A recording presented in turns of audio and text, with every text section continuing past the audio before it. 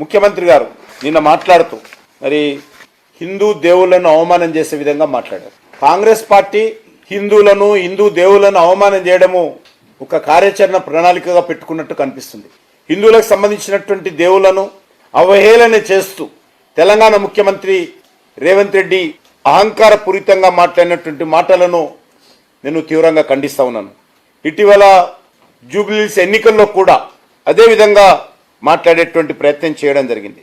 నేను ఒకటే అడుగుతా ఉన్నాను, నిన్నేదో కాంగ్రెస్ పార్టీ మీటింగ్లో మాట్లాడుతూ మరి హిందువులకు అంతమంది దేవుళ్ళు ఎంతో అవసరమా, హనుమంతుడికి పెళ్లి కాలేదు, మందు దాగటోళ్ళకు ఒక దేవుడు, ఈ రకంగా అనుచితంగా వెటకారంగా హిందువుల మనోభావాలను కించపరిచే విధంగా ఈరోజు కాంగ్రెస్ పార్టీ వ్యవహరిస్తూ ఉంది. కాంగ్రెస్ పార్టీ మొదటి నుంచి కూడా యాంటీ హిందూలాగా వ్యవహరిస్తూ ఉంది. సాఫ్రాన్ టెర్రర్ అని, రామసేతు ఒక మిత్ అని కాంగ్రెస్ పార్టీ కానీ, కాంగ్రెస్ పార్టీకి సంబంధించినటువంటి ఇండియా అలయన్స్ కానీ సనాతన ధర్మాన్ని ఒక క్యాన్సర్గా, ఒక కరోనాగా ఈ కాంగ్రెస్ పార్టీకి సంబంధించినటువంటి ఇండియా అలయన్స్ ప్రకటించిన విషయాన్ని కూడా ఈ సందర్భంగా మనం చేస్తున్నాం. నేను ఒకటే అడుగుతా ఉన్నాను, మీరు హిందూ దేవుళ్ళ గురించి మాట్లాడుతున్నారు కదా, మరి ఇతర మతాల గురించి మాట్లాడే ధైర్యం ఉందని అడుగుతా ఉన్నాను. ఇతర మతాల గురించి వచ్చినప్పుడు కాంగ్రెస్ అంటే ముస్లిం, ముస్లిం అంటే కాంగ్రెస్ పార్టీ, కాంగ్రెస్ పార్టీ ఉంటేనే ముస్లిమ్స్ ఉంటారు, కాంగ్రెస్ పార్టీ అంటేనే ముస్లింల గౌరవము, ఆ మతం వచ్చినప్పుడే వంట మాట్లాడతారు. హిందువులు వచ్చినప్పుడు, హిందూ దేవుళ్ళ గురించి వచ్చినప్పుడు, హిందూ మతం గురించి వచ్చినప్పుడు ఇంత కించపరిచే విధంగా, హిందువుల మనోభావాలు దెబ్బతీసే విధంగా మీరు మాట్లాడతారు. అది రామజన్మభూమి విషయంలో కావచ్చు, లేక ఇతర అనేక అంశాలలో కూడా కాంగ్రెస్ పార్టీ అవలంబిస్తున్నటువంటి ఓటు బ్యాంక్ పాలిటిక్స్లో మీరు ఇంకో మతాన్ని పొగడండి, కానీ హిందూ మతాన్ని అవమానం చేయొద్దని చెప్పి సందర్భంగా మనం చేస్తున్నాము. అందుకే నేను ఈరోజు ముఖ్యమంత్రి రేవంత్ రెడ్డి గారిని డిమాండ్ చేస్తా ఉన్నాను, మీరు హిందూ దేవుళ్ళ గురించి మాట్లాడినటువంటి మాటలు, తాగటోళ్ళకు ఒక దేవుడు, పెళ్లి కానోళ్ళకు ఒక దేవుడు, పెళ్ళైన వాళ్ళకు ఒక దేవుడు, ఈ రకంగా అనేక అంశాలు ఏవైతే మాట్లాడారో, గతంలో కేసీఆర్ కూడా హిందూగాళ్ళు బొందుగాళ్ళని బెదిరించాడు. ఆ తర్వాత ఆయనకు దానికి సంబంధించి ఏ రకంగా బీఆర్ఎస్ పార్టీ వ్యతిరేకంగా ప్రజలు స్పందించారో రేవంత్ రెడ్డి కూడా గుర్తుపెట్టుకోవాలి. టీఆర్ఎస్ కూడా యాంటీ హిందూ ధోరణి ఏ రకంగా వివరించిందో మనం చూశాం. కాబట్టి ఇప్పటికైనా బేషరతుగా రేవంత్ రెడ్డి నిన్న మాట్లాడినటువంటి మాటల మీద యావత్ హిందూ సమాజానికి క్షమాపణ చెప్పాల్సిందిగా డిమాండ్ చేస్తా ఉన్నాను.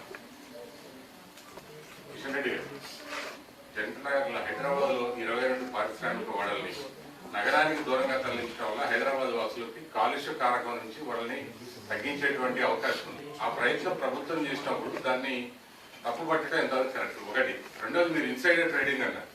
ఇప్పుడు వాళ్ళు దాన్ని పారిశ్రామిక భూములు బదలాయింపుకి ప్రభుత్వం అవకాశం ఇస్తుంది. అది ప్రభుత్వంలో ఉండే పెద్దలకి ఇన్సైడర్ ట్రేడింగ్ అనేది ఎట్లా జరగబోతుంది అనేది. ఇప్పుడు మీరు మార్కెట్ రేట్ ఎంత ఉంది, ఇప్పుడు మీరు ఫిక్స్ చేసిన మార్కెట్ రేట్ ఏంటి, మీరు ఏ రకంగా వాళ్ళకి ఎగ్జంప్షన్ ఇస్తున్నారు మల్టీపర్పస్ కమర్షియల్ జోన్స్ కింద, దాంట్లో మీరు తీసుకునేటువంటి మరి ఇన్సైడర్ ట్రేడింగ్ ఎంత అని చెప్తా ఉన్నాను. మీరు అదే రైతులకేమో ఇవ్వరు, ఇండస్ట్రీస్కే వాళ్ళకి మాత్రమే ఇస్తున్నారు. ఈరోజు చాలా పెద్ద ఎత్తున దీనికి సంబంధించి కాలుష్యం ఇండస్ట్రీస్ తరలించండి, నొప్పుకుంటారు. గతంలో కూడా కాలుష్యం ఉన్నటువంటి, కాలుష్యం వెదజల్లేటువంటి ఇండస్ట్రీస్ని తరలించాలనేటువంటి విషయంలో నోటీసులు ఇచ్చారు, కోర్టులు కూడా ఆదేశించారు. అది ఇంప్లిమెంట్.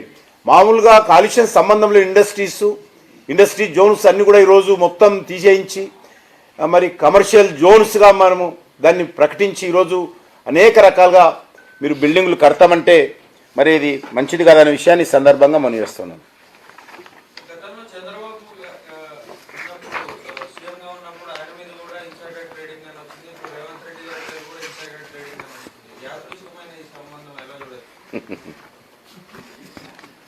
నేను అనేది ఒకటే, గతంలో నాకు ఐడియా లేదు ఏముంది ఏ విషయంలో వచ్చిందో, కానీ ఇప్పుడు మాత్రము చాలా స్పష్టంగా ఈరోజు ఈ యొక్క హైదరాబాద్ పరిసర ప్రాంతాల్లో ప్రతిరోజు ఏ రకంగా భూములు అమ్మి దాని ద్వారా ఈరోజు భూములు అమ్మడం ద్వారా రిటైర్ అయినటువంటి ఉద్యోగస్తులకు తాత్కాలికంగా కొంత ఇన్స్టాల్మెంట్స్ ఇస్తూ ఉన్నారు. భూములు అమ్మకుండా ఈరోజు ప్రభుత్వం గడిచే పరిస్థితి లేదు. కాబట్టి భూములు అమ్మడం ద్వారా చేస్తున్నటువంటి ప్రయత్నంలో భాగంగా ఈరోజు అనేక రకాలుగా ఈరోజు ఫ్యూచర్ సిటీలో కూడా అదే ఉన్నది, ఫ్యూచర్ సిటీ అంటే అదొక మరి ఆ రకంగా భూములు ఇస్తానని చెప్పి అందరినీ ఈరోజు ఏ రకంగా వ్యవహారం చేస్తారో మనం చూస్తూ ఉన్నాం.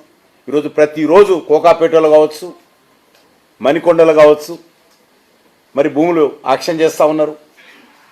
అదే కాకుండా ఈరోజు ఇంత పెద్ద 9,000 ఎకరాల భూమిని 22 రియల్ ఎస్టేట్ ఈ యొక్క ఇండస్ట్రియల్ ఎస్టేట్స్ను రియల్ ఎస్టేట్స్గా మార్చడం ఏదైతే ఉన్నదో ఇది చాలా స్పష్టంగా మనకు అర్థమవుతుంది.